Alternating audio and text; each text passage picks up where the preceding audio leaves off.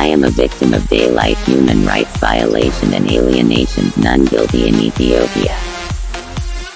I was passed beneath countless death penal judicial decisions from local district to region and federal chief executive court. I was a survival of their judicial death penal, none guilty. I lodged the complaints, accusations and grievance to AUC Legal Affairs Directorate, African Court of Human and People's Rights, African Court of Justice, UN Office of High Commissioner for Human Rights, EUCHR and many.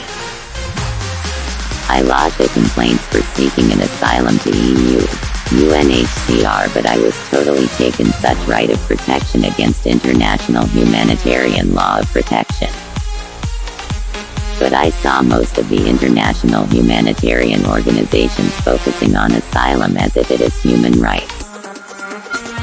Most of the international humanitarian organizations remembering the day cited as an International Asylum Day. Asylum seekers of asylum seeker. Dr. Gadisa Ilana Daba.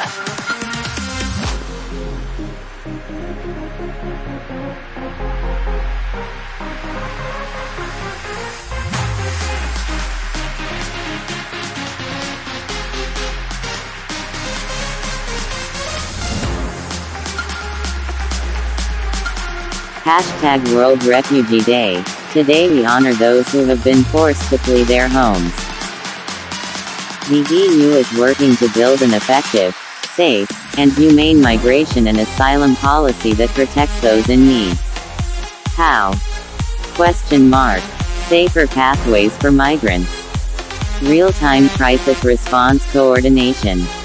A pact on migration and asylum. Fairer burden sharing across member states. Closer cooperation with countries of origin and transit. Find out more down finger.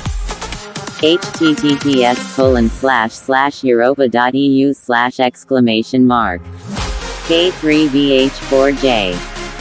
Refugee rights are human rights. They are not negotiable. Even as funding drops and needs grow, UNHCR, the UN Refugee Agency, continues to provide shelter, protection and hope to people forced to flee due to war, violence, persecution or disaster. At a time of record displacement and shrinking support, we can all show solidarity and take action, by challenging harmful narratives, amplifying refugee voices, and donating to support refugee families. Friday is World Refugee Day.